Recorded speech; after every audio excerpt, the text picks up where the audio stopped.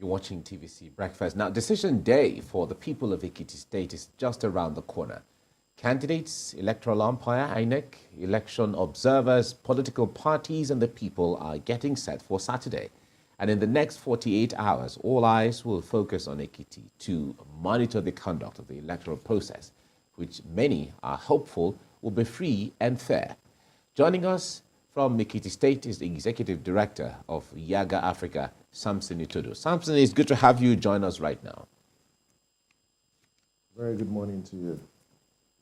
All right. Welcome again, Samson Itodo, to TVC Breakfast. Let me have your initial reaction to the signing of the peace accord by major candidates in Ado-Ekiti ahead of Saturday's election.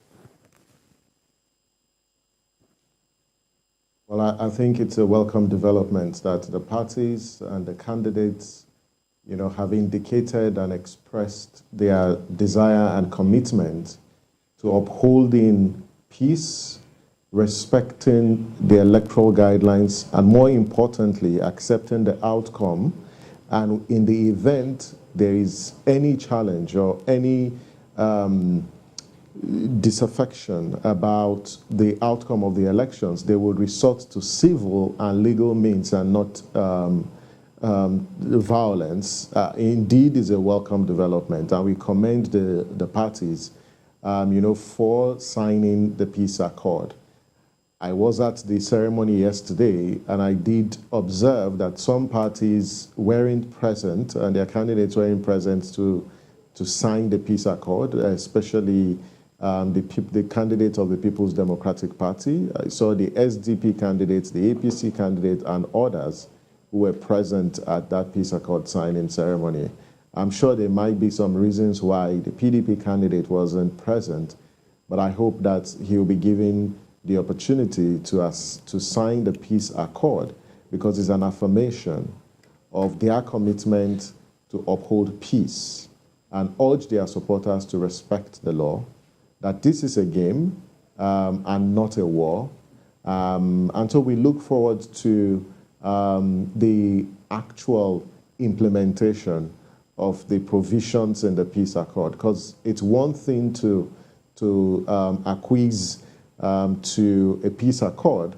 It's another thing to practically abide and uphold those principles and those commitments made. And I'd say that voters who are watching should watch carefully that any candidate or party that does not uphold its commitment in the peace accord is not one that is worthy of your votes, because what it means is they cannot be trusted and you cannot take their words to the bank. You said the PDP candidate, Bisi Kolawole, was not there, right? Yes, he wasn't present at the peace accord signing ceremony. At least I was there from the beginning to the end. Again, this event is coming amidst the flurry of campaigns conducted by different political parties. I want to believe that there are legitimate reasons why he didn't show up, but he was at the INEC stakeholders meeting that took place at the previous day. I've been part of peace accord signing ceremony. There are sometimes parties are unable to make it to the ceremony, but they approach the peace committee and sign the peace accord when they are able to. I think that the peace committee should approach the PDP and the other political parties that weren't present yesterday and urge them to sign the peace accord, because the peace accord is very important, and it's not just the symbolism that it projects, but it's an affirmation. It's an affirmation that we shouldn't take lightly. Did you get a hint at the stakeholders meeting that the PDP candidate or any of his representatives were not going to show up the next day at the peace accord? Or did you get any evidence of their presence around the peace accord? No, there's no indication. The INEC chairman did announce at the end of the stakeholders meeting that the peace accord signing ceremony will hold, and I'm sure that they were all invited.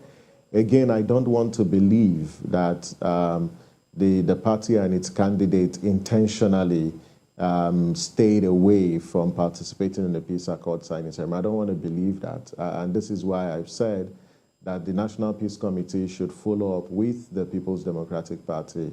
If they decline to sign the peace accord, they should make it public. But in the event they are able to do so, then they should sign the peace accord, because it's a very important component of our electoral process, that I believe that any party that is committed to peaceful conduct of elections, committed to credible and inclusive elections, should not refrain, from signing the peace accord. There was no indication whatsoever. But I want to believe they could have been tied up in some campaign or the other. But it's not the first time. Even for presidential elections where peace accords were signed, in one of the presidential elections, I think in 2015 or so, one of the major political parties' candidate was not present, but he signed the peace accord subsequently. So again, they may have their reasons, but I would advise the peace accord to follow up with the PDP. That's if that is not being done at the moment. All right, Samson, the issue of a peace accord is coming to become part of our electoral process now. We also see media debates where candidates are engaged. Originally, these were not part of how things used to be in the last decade or 2 decades ago, but we've seen it now come to play and becoming prominent. How important are these fabrics of activity in the build-up to the election that we all get involved in? The fact that we're having these activities in our electoral process, and not just having them on an ad hoc basis, but there's a permanence in the conduct of these activities, which shows that we're institutionalizing, this key aspect of our electoral process. Signifies 2 things. That one, we are making advancement in our democratic journey. We just celebrated 23 years of democratic practice. And in 23 years, we have seen incremental growth and progress. That parties and candidates can show up at debates to debate policy issues and engage, and subject themselves to public scrutiny. I think it's something that is worth noting within our political process. It wasn't there, from 1999. So it's an indication of progress, including the peace accord, that parties show up. That's what, the whole concept of democratic accountability, it's about, that parties and candidates subject themselves, to questions, because democracy is about questions. You can't claim to seek political authority and power from people without subjecting yourself to scrutiny. People need to know what you're marketing. People need to know what you're selling. People need to know where you stand on certain fundamental issues within our polity. So it's a welcome development. And I think as we assess, our democratic journey, we need to look at this new culture that we're imbibing within our political process. The second, and perhaps the other dimension, is there a consequence for non-participation of candidates and political actors in these exercises? It's important that we talk about consequence, because all of these activities, beyond fulfilling the democratic ideal, they are also activities that regulate the political character, of our political actors, and in particular the political parties. So I conceive this as a political party reform intervention, but it must come with consequence. If candidates do not show up at debates to speak to critical issues or respond to questions that border one on their capacity, on their character, on their competence, then I don't think they deserve the votes of the people. And people should learn, and I urge Nigerian voters to learn to punish, arrogant political parties and candidates who refrain from coming to market, their ideas in the public arena. And what you see is political parties, rather than adopt an issue-based approach to politics, they adopt, vote buying and electoral corruption as a strategy of procuring or securing votes. And that, again, is problematic for our electoral process. On the peace accord dimension, we've had violent elections. In the Ekiti elections, YIAGA Africa started observing the pre-election environment from March. Between March till today, there has been reports, of pre-election violence, attacks on candidates and their supporters, that even recorded some fatalities. There have also been some reprisal clashes with the National Union of Road Transport Workers here. Now, all of these are early warning signs of violence for this election. And so political actors, particularly candidates, need to be seen to advance rhetoric that regulates the character of their supporters. And if candidates condemn violence, and in the event where their supporters engage in violence, they are the first to condemn and ask that the state prevails on those people to hold them to account. When we get to that point, it will serve as a deterrent, to supporters who go on their own frolic, fomenting violence without the endorsement of their principles. I was at the stakeholders meeting, and one of the candidates, condemned, the pre-election violence, and did say that they were not his supporters and he doesn't support that. And I think this is something we need to encourage within our political process. But again, that is going to come if there's some level of sanctions, for non-participation in these very definitive and progressive activities in our electoral process. And talking about sanctions, the peace accord also reportedly provides for some form of punitive measures on political parties who are found to have had a hand or so in violence. We've just talked about concerning trends ahead of Saturday's election, even months to this time. How far-reaching will these measures go, and are things likely to change positively this time around in an off-season election state like Ekiti? You know what's particularly interesting? Some of these electoral malfeasance are already provided and covered in the Electoral Act and other substantive legislations, like the Criminal Code and the Penal Code.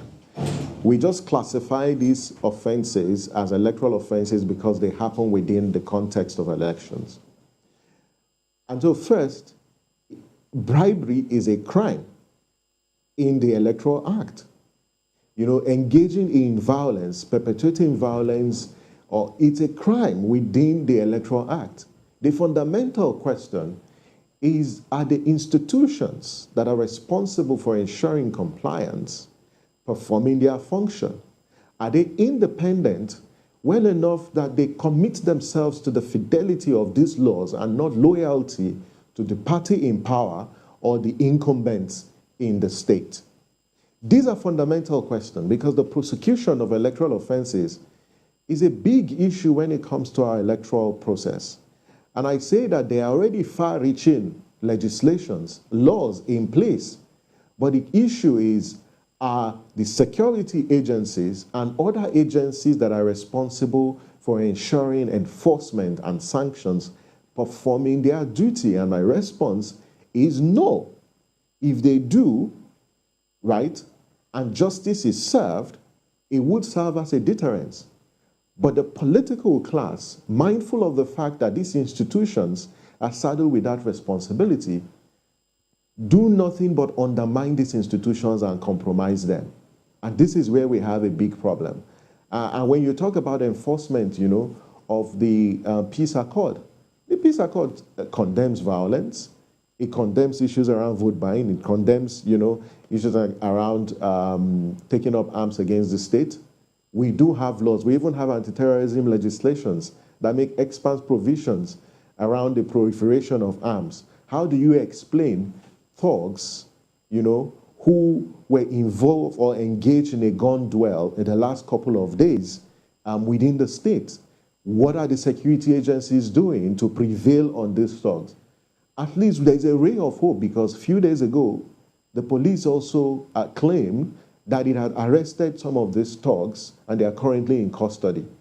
Our experience at the YIAGA Africa is to the point that arrest is not enough. We want to see prosecution, because we've seen cases where arrests are conducted, they are kept in detention for less than 24 hours, and then they are set free.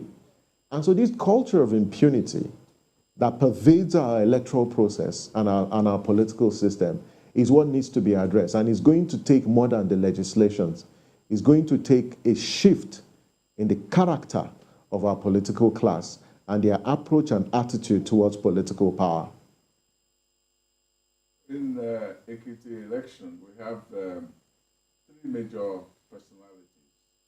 The present governor, Dr. John Kayode Fayemi. We have Segun Oni, former governor. And we have Ayo Fayose, also a former governor. Now, there's a sense that this is actually a three-way fight. Are you getting, even as you are around Ekiti, a sense that this is not a battle for democracy, but this is a battle for the survival of three strong men? Well, it may not be far from the truth, but I think the point within the Ekiti people is their determination, to vote. But I think what's of major concern, it's about the role that money will play in this election. You recall in 2018, the election was severely monetized, and it was just a show of the highest bidder and the highest spender. And that we already see happening, because the rhetoric from the candidates and some of their supporters actually points to that fact that it's about who has the highest resources to dole out to voters, and not necessarily a competition of ideas. These three gladiators, no doubt, have pledged their support behind some of the candidates. In fact, one of the gladiators is also a candidate himself. So it may not be far from the truth. It's about political survival for them. But for me, it's about what the average person in Ekiti is concerned about.